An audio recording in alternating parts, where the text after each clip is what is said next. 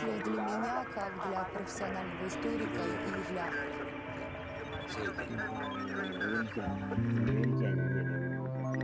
They are espionage's master eavesdroppers. They command computers which can break virtually any code. Their specialized spycraft has shaped the course of history. Yet many Americans are unaware this agency exists. In World War II, their expertise enabled pilots to slay Japan's most valuable officer.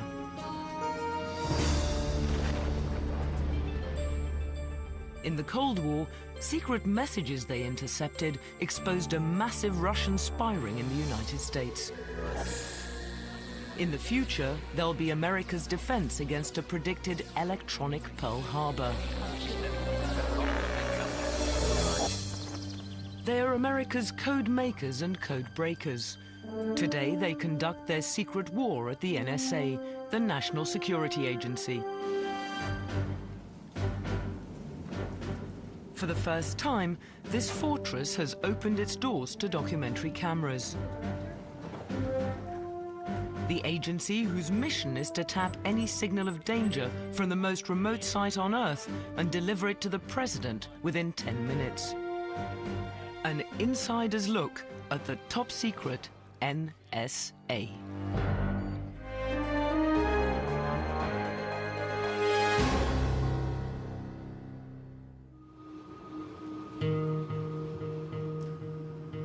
Inside this deceptively ordinary building in Fort Meade, Maryland, is a top-secret intelligence organization unrecognized by most passers-by.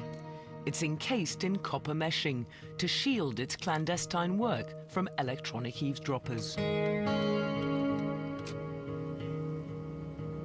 For more than 45 years, the NSA has maintained a level of secrecy so absolute, its employees joke that its initials stand for no such agency. With a budget that exceeds the CIA's, the NSA is America's most costly intelligence service.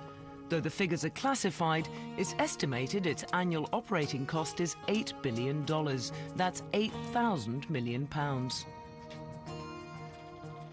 But espionage experts maintain the secret work performed here is worth every penny. The NSA's employees are the masters in a specialized branch of spying, communications intelligence. 24 hours a day, the NSA is listening. It drinks in an ocean of foreign communications from a worldwide network of eavesdropping stations. Phone calls and faxes of foreign drug barons, radio signals between international terrorists, electronic fingerprints of tanks and missiles at military flashpoints. While the accuracy and depth of intelligence gathered by conventional human spies can be severely limited, communications intelligence can provide the full inside story. Basically, the best source of intelligence that you have is signals intelligence. It's far better than spies. With a spy, you never know whether he's not sending information to set you up someday for some kind of a deception. With signals intelligence, you're getting the absolute information from the horse's mouth. You're sticking your head into the other guy's huddle. You're hearing his exact words, what he's saying, what he's thinking. It is possible, of course, to send false messages to deceive any eavesdroppers. But such deception is rarely implemented because it can also confuse the intended receiver. The common approach is to send genuine messages but protect them with complex codes. It is these encoded messages which comprise a huge proportion of the messages the NSA intercepts.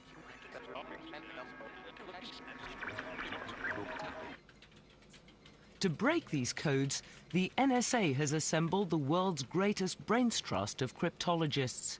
These cryptologists have unlocked the most closely protected secrets of America's adversaries. Then if I wanted to encipher the message... Grooming new cryptologic talent is one of the NSA's highest priorities.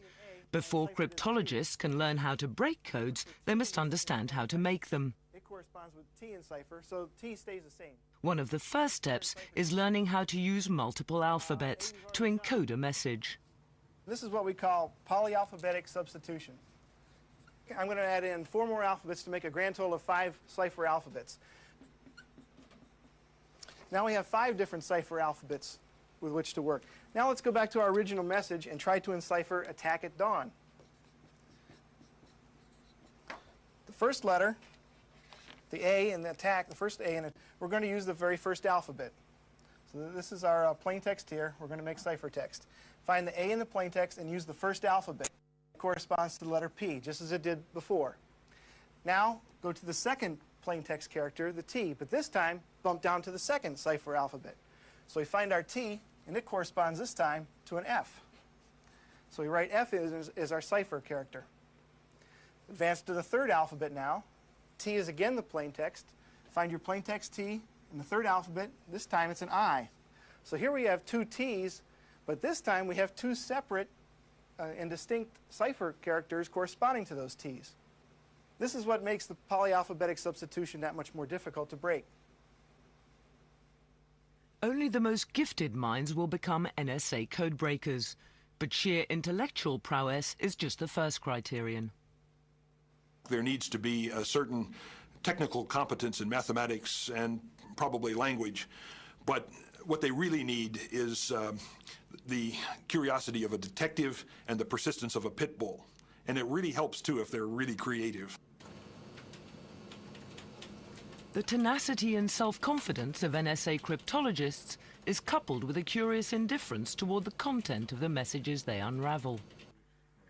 An interesting phenomenon about many code breakers is that they don't really care about the message they're trying to read. What they're interested in, chiefly, is breaking the code, beating the code breaker, conquering the other guy. So once they have solved the code, they kind of lose all interest in it. Once the code has been cracked, decrypted messages with volatile content are instantly relayed to the nerve center of the NSA, the National Security Operations Center, NSOC. Here, NSA officials manage crisis situations codenamed Critic. The NSA averages a critic every 3 days. With a staff on alert 24 hours a day, 7 days a week, they monitor a global network of listening posts.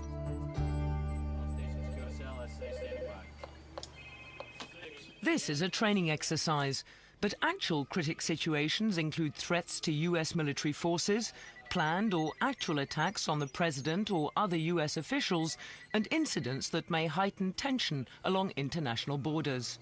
Hey, phone call from LaSalle at 1401 Zulu. The pilot has been recovered. Cease all CSAR activity and stand down. In crisis or calm, the NSA depends not only on its superior pool of cryptologic talent, but also the finest technology, state-of-the-art supercomputers, cyber spies which have revolutionized the art of espionage.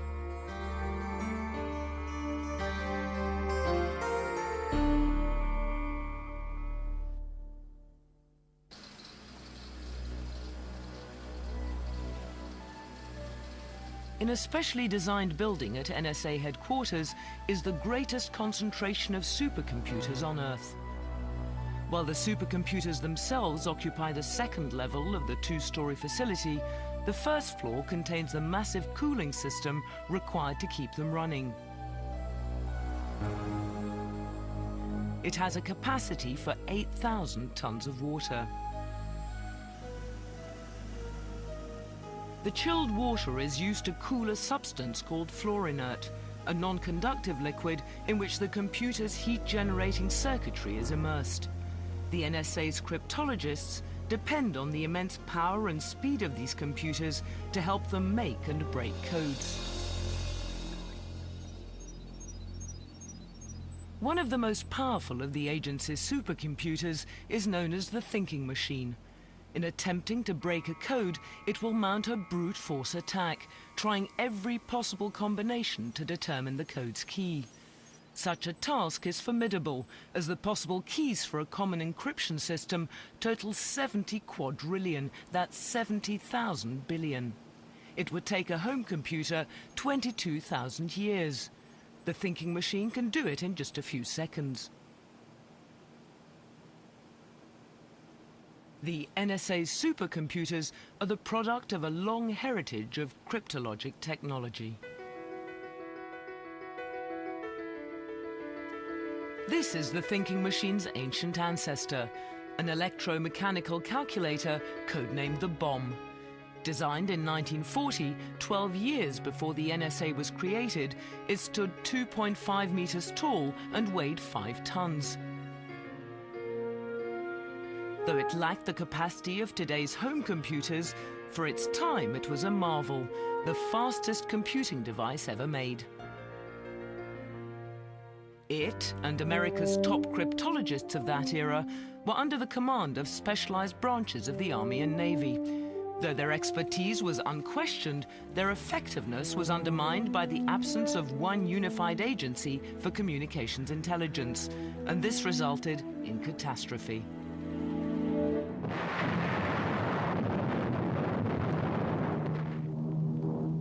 Several hours before bombs fell at Pearl Harbor, American codebreakers suspected that a surprise attack was imminent.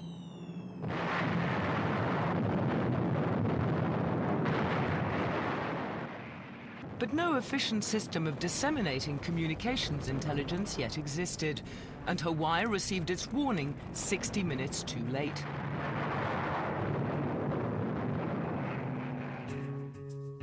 Despite the disaster at Pearl Harbor, the cryptologists would play a pivotal role in World War II.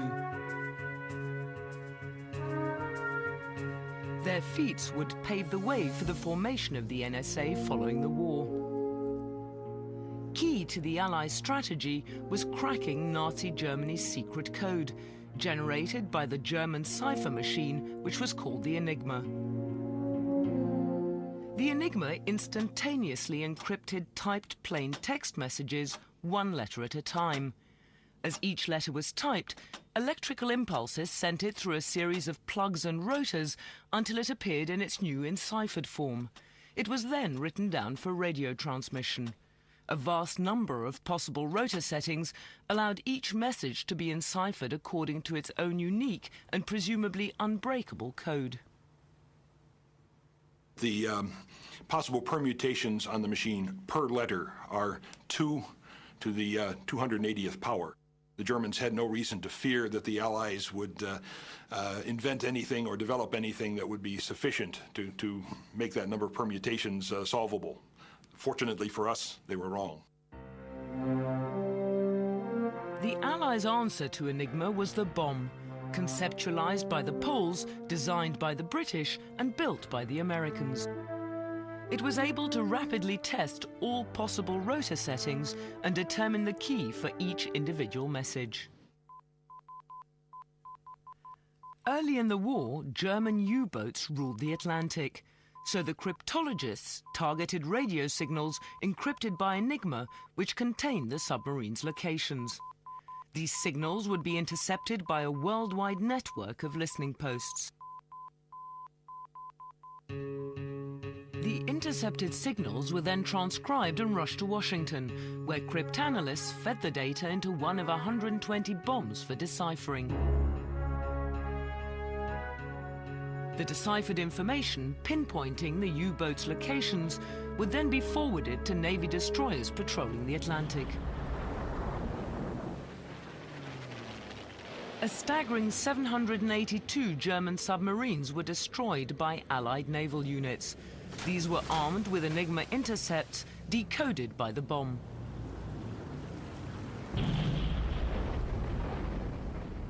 I think its contributions to the war in the Atlantic against the submarines was absolutely essential to winning the war. If we had not ended the German submarine threat, the United States would never have been able to send enough men and materiel to Europe to fight the Germans. Throughout World War II, crucial Allied victories would hinge on the secret contribution of cryptologists. In the war against Japan, their challenge was to break a complex numeric code known as JN25. Unlike Enigma, JN25 would be broken not by technology, but by sheer brain power. The work against the Enigma was largely machine-based. The work against JN25, which was a paper and pencil code, required sweat-of-the-brow paper and pencil analysis. No computers, no handheld calculators. They used strictly mathematical theory. It was mostly analysis of patterns based on the intercepted messages themselves. Tremendous intellectual feat. With JN25 broken, American cryptologists applied their intellect to deadly effect. Armed with decoded JN25 intercepts, Admiral Chester A. Nimitz held a critical edge in the war against Japan. In May 1942, when intercepts revealed the Japanese planned to lure America's aircraft carriers into a trap near the island of Midway, Nimitz plotted a trap of his own.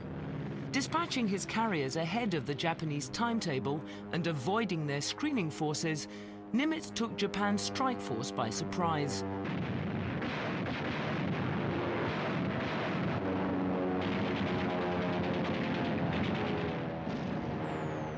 For the Japanese Navy, this was its first defeat in over 300 years.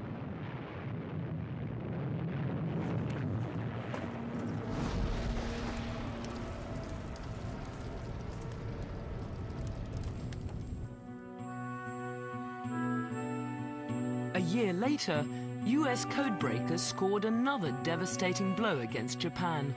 On April 13, 1943, 3 Navy listening posts simultaneously intercepted a JN25 message. It was a transmission detailing the travel plans of Admiral Isoroku Yamamoto, commander of the Japanese Combined Fleet. Yamamoto, architect of the raid on Pearl Harbor, was Japan's most valuable officer. The intercepted message, sent by his staff, revealed he was to begin a tour of Japan's forward bases in the Pacific. As a consequence of our knowledge of his itinerary, we were able to send up a flight of P-38 Lightnings and shoot him down.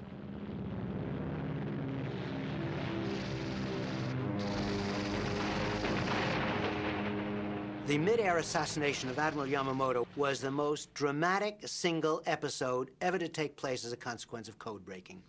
It was in effect as if the United States had lost General Marshall, General Eisenhower, and General MacArthur all rolled into one. As Japan mourned its fallen leader, cryptologists focused their efforts once again against Germany. In the autumn of 1943, the United States and Britain were planning a risky cross-channel attack against Nazi-occupied France.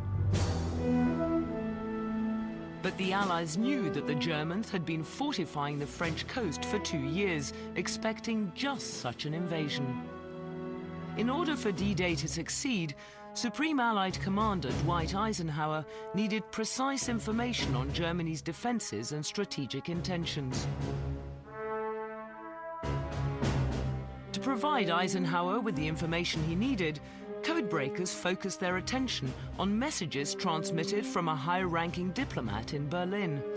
But in an unusual backdoor route to gain information on Germany, the diplomat they targeted was Japanese. He was Japan's ambassador to the Third Reich, Oshima Hiroshi.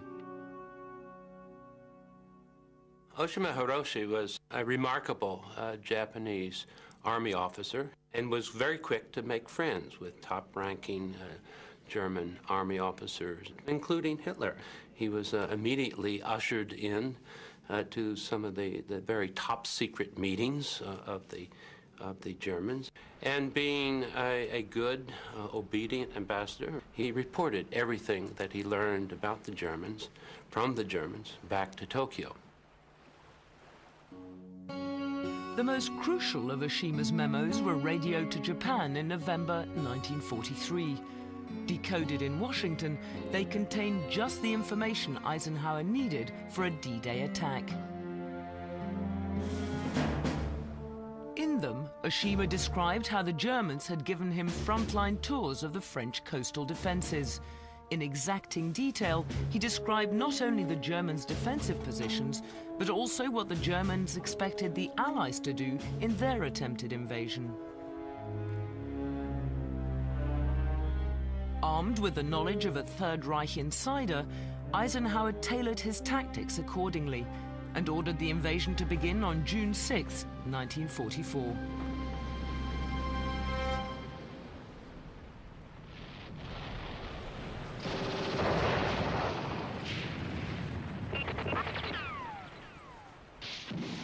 Although the work of cryptologists helped the Allies on D-Day, the price of victory was high. Still, military experts assert that over the course of the war, communications intelligence spared the lives of tens of thousands of Allied fighters.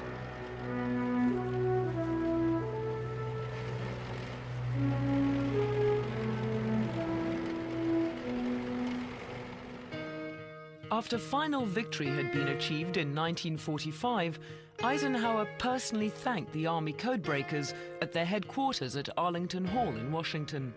Convinced of the enormous value of their specialized branch of intelligence, American policymakers began efforts to form one unified agency to oversee it.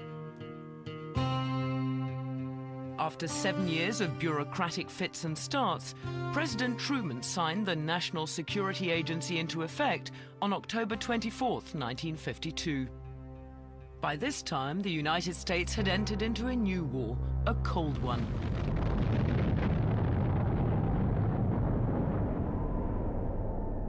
And the NSA would play a major role in winning it.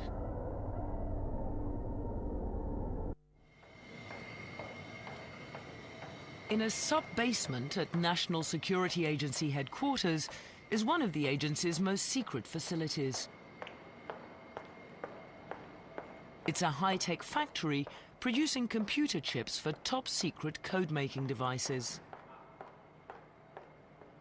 The laboratory lies beyond a gauntlet of security checkpoints. The last is a retina scan.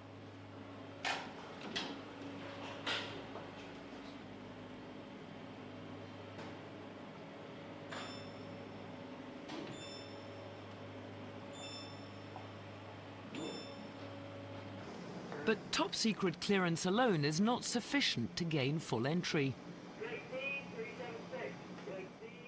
All technicians must also be positively dust-free.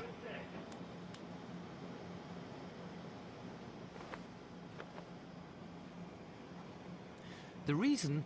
The microchips produced in the lab are so sensitive they demand a totally sterile environment. An air shower removes whatever trace elements of dust remain.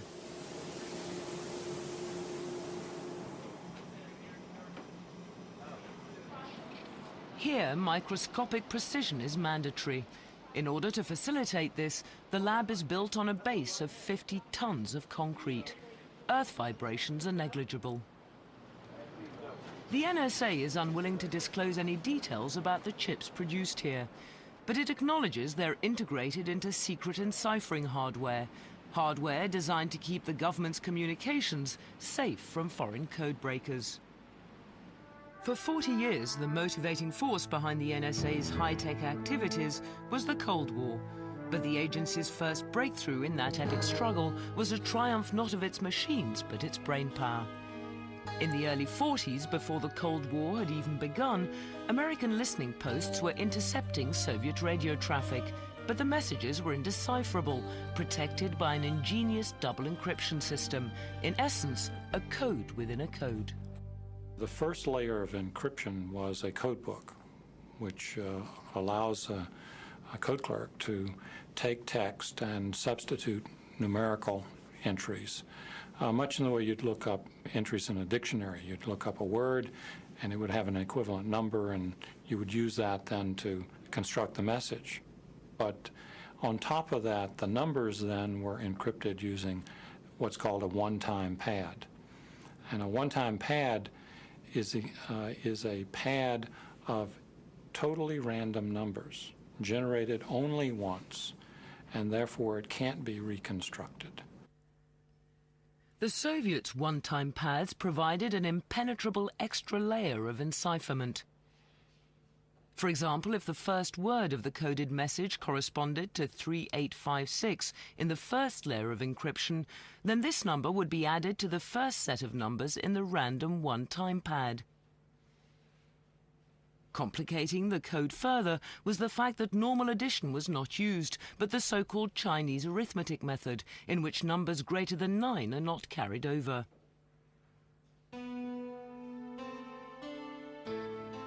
In 1944, as the indecipherable messages mounted, one cryptologist made a pivotal breakthrough. Cecil Phillips, an army codebreaker, detected a crucial error by the Russians. The Soviets were taking shortcuts, using the same one-time pads on multiple messages. This discovery was the first step in unraveling the code. When you work on a cipher problem, there are lots of times when you will make some discovery or break, and when that happens, it's like eureka. You think you found it, and there's a kind of euphoria that goes with that you couldn't duplicate any other way. Within 2 years of Phillips' breakthrough, both layers of encipherment were painstakingly picked apart. The decrypted messages, codenamed Venona, stunned America's intelligence officials. A vast Soviet spy ring was operating in the United States. The level of the agent's penetration was alarmingly deep. This 1944 message makes reference to an unidentified operative in the inner circle of the wife of Kapitan, the Russian codename for Franklin Roosevelt. In other words, the Soviets had a spy within the entourage of the First Lady. Even more devastating was the revelation that the Soviets had penetrated the Manhattan Project, America's secret wartime effort to build the atomic bomb. The bomb, codenamed Enormous by the Russians, was the prime focus of the espionage ring. According to the Venona decrypts, the most active agent gathering such intelligence was codenamed Antenna, later designated Liberal, but his actual identity was unknown until 1949. Federal investigators discovered that Liberal was Julius Rosenberg, the owner of a small electrical engineering firm. On July 17, 1950, Rosenberg was taken into custody. On August 11th, Rosenberg's wife Ethel was also arrested. However, the Venona decrypts provided little information of her activities, beyond her awareness of her husband's work for the Soviets. Convicted of treason in a trial that inflamed the nation, the Rosenbergs were sentenced to death in March of 1951.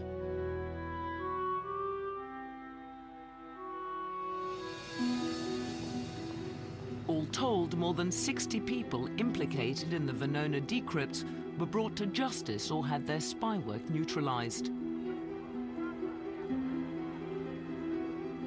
Another 140 remain unidentified to this day.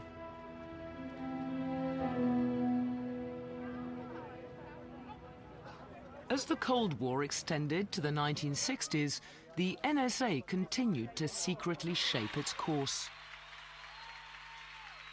The arena for one of its most crucial missions would be Fidel Castro's Cuba, which had emerged as a flashpoint of conflict between the two superpowers. The story of the Cuban Missile Crisis has been well documented, but the role of the NSA has been veiled until now. According to conventional accounts, the crisis began in 1962. On October 14th, photographs taken by U-2 spy planes revealed an alarming surprise. The Soviet Union was arming Cuba with ballistic missiles, missiles which would put the eastern United States within range of a swift and disastrous nuclear attack. Historians have chronicled that this was the first evidence of the Soviet threat presented to President Kennedy by American intelligence. But in reality, NSA listening posts had been monitoring Cuba's arms buildup as early as 1960. The communications it intercepted concerned suspicious Soviet ships heading for Havana. For 2 years, NSA eavesdroppers heard Cubans discuss shipping procedures which spelled trouble.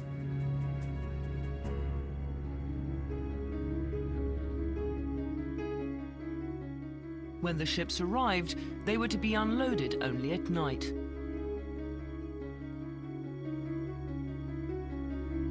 Deliveries were to roll away from the pier under black canvas and heavy guard, out of sight of onlookers. But it wasn't until September 15, 1962, that the NSA intercepted the most telling signal of all, an electronic fingerprint indicating the operational status of an SA-2 surface-to-air missile. Such a weapon was the Soviets' unique support for a nuclear missile facility. A month before the U-2s confirmed it, the NSA had collected strong evidence indicating Cuba's nuclear threat. So when the crisis erupted full-blown in October, President Kennedy was well prepared. With the world on the brink of nuclear war, the naval blockade he ordered was able to prevent the arrival of more missiles. Later, the Soviet Union agreed to remove the missiles already in place. The crisis predicted by the NSA was over.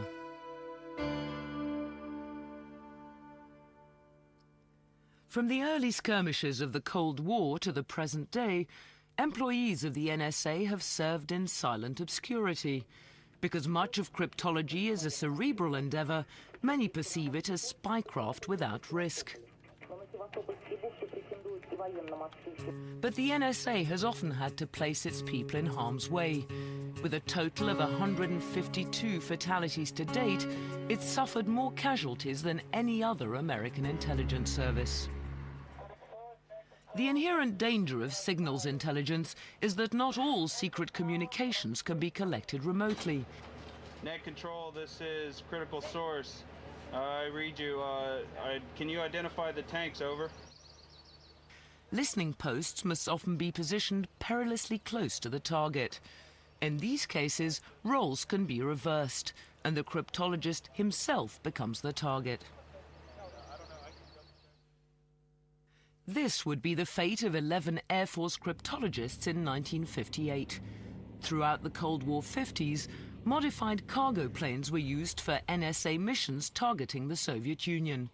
The planes would fly dangerously close to the Soviet border, attempting to draw a reaction from Russian air defenses for later analysis.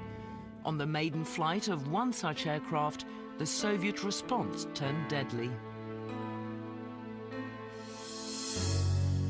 NSA ground eavesdroppers listened helplessly to the chatter of Russian fighter pilots as the crew of the C-130 realized the Soviet planes were closing in. When the Soviet aircraft decided to attack, it must have been panic aboard that aircraft. It's hard to imagine the fear that would be generated by that, because they knew they were sitting ducks. A C-130 is a transport aircraft. It can't get out of the way. It can't fly as fast as a MiG-19, and there was nothing down below but mountains. They knew they were dead.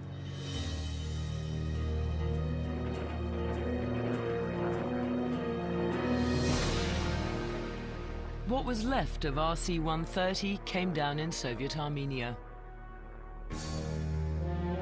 The entire crew of 17, including the 11 cryptologists, became unsung heroes of the Cold War. 3 years later, a 25-year-old intelligence specialist from Tennessee would become the first casualty of another war. James T. Davis was the Army's first cryptologist in Vietnam and the first American to fall there.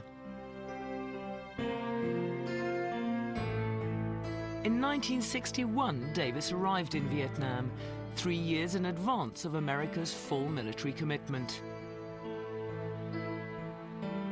His assignment was to locate elusive communist guerrillas by homing in on their radio transmissions. The danger was that his direction-finding equipment would function effectively only if he were perilously near the enemy. Davis was in constant danger when he was in Vietnam because the direction-finding equipment that he had to operate within about 6 miles of the Viet Cong transmitter. And if you're within 6 miles of the Viet Cong transmitter, you could be within a few hundred yards of the main force.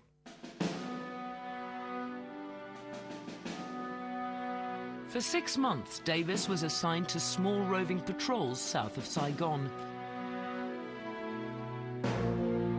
On December 22, 1961, the Viet Cong guerrillas he targeted were waiting in ambush.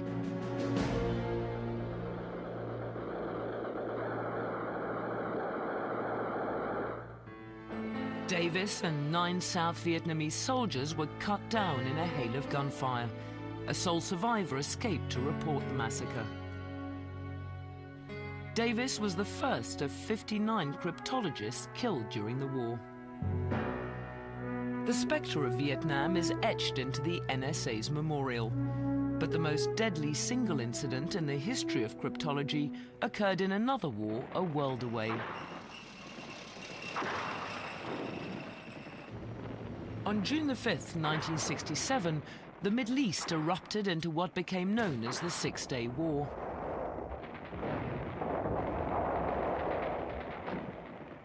Ordered to within earshot of the battle zone was the USS Liberty, a signals intelligence collection ship. On June the 8th, the Liberty was patrolling 22 kilometers off the Sinai coast, though in international waters, its close proximity to the Arab-Israeli conflict made it a vulnerable target. At 2 o'clock that afternoon, Israeli planes mounted an attack.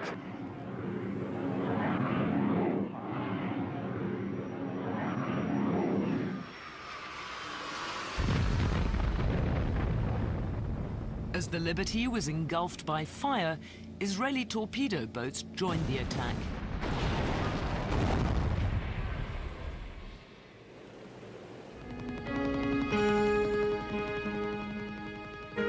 Incredibly, the pummeled Liberty did not sink, but 34 died and 170 were wounded.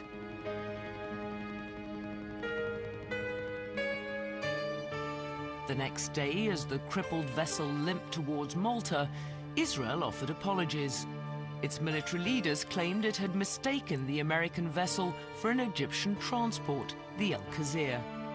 When I heard about it, I was sad, and I was not the only one. There was no cause, there was a mistake, and it's a pity that, good people are being killed by a mistake. Some historical analysis has suggested otherwise.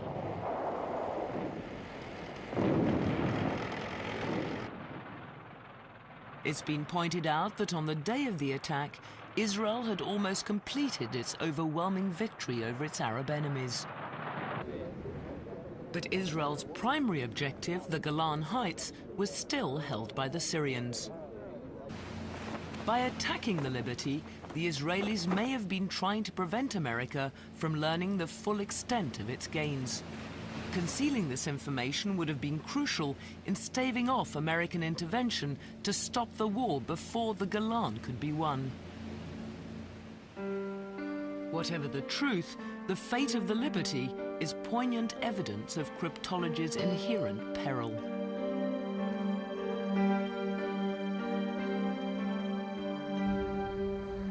I think the Liberty incident reminds us of something that we never should forget.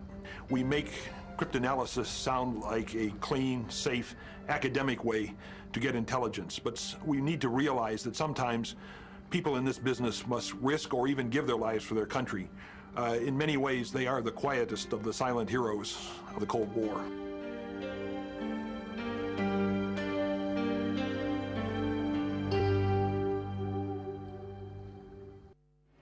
Be still, then blink or smile.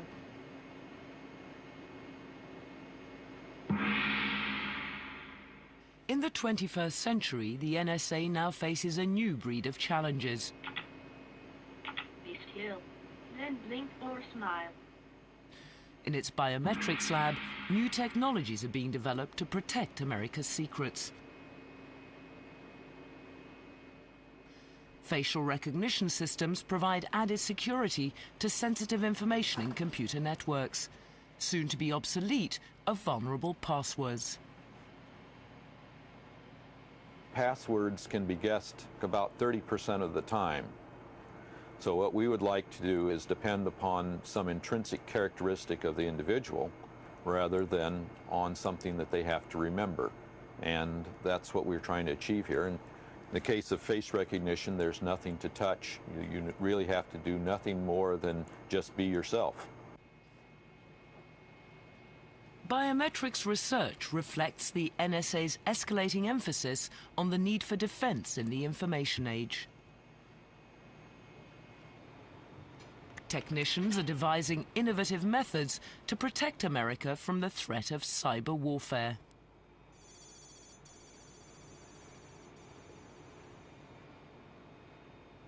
Military experts warn that a terrorist armed only with a modem and a mouse could trigger catastrophe. Preventing such an attack is among the NSA's new challenges. The National Security Agency's central responsibility is to preclude strategic surprise. So as we look at conflict in the information age, it's terribly important that NSA succeed in avoiding an electronic Pearl Harbor. In an electronic Pearl Harbor, the electron is the ultimate guided weapon.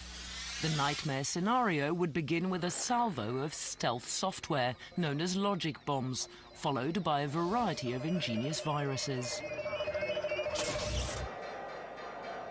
The principal target would be the network of computers controlling the nation's economy. Millions could wake up to discover their bank accounts emptied. Investors could lose fortunes instantly, sparking panic, which would crumble America's financial bedrock.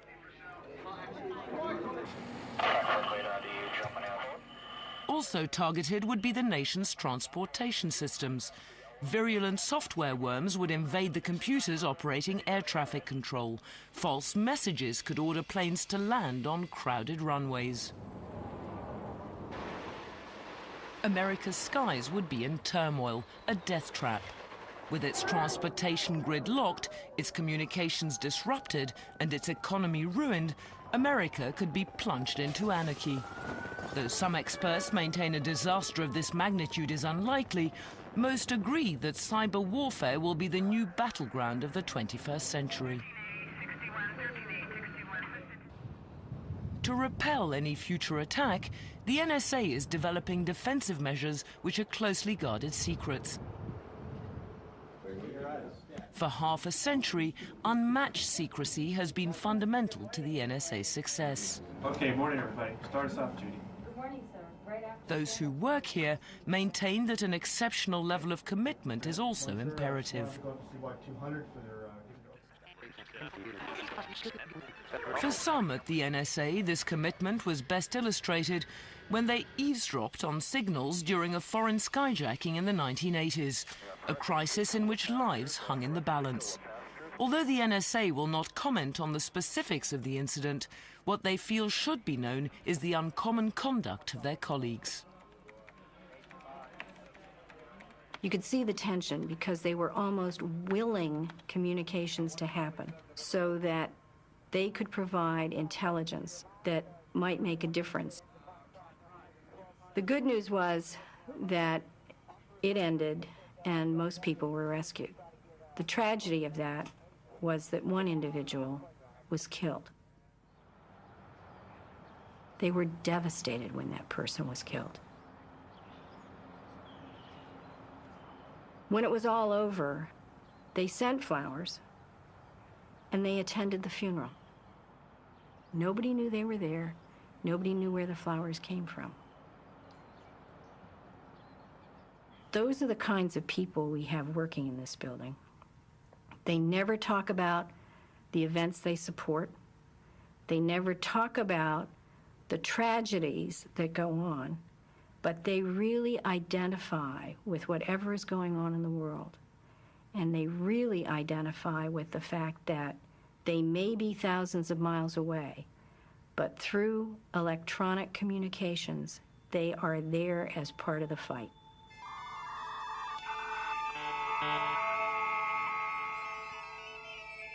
To fight its secret war, the NSA wraps the globe in its electronic embrace.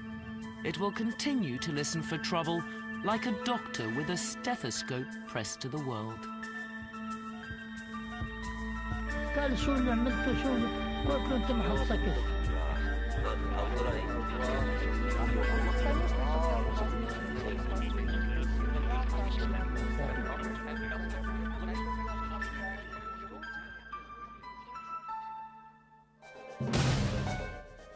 A rare bacterial disease causes concern when it claims a life. Diagnosis unknown takes up the story next on Discovery.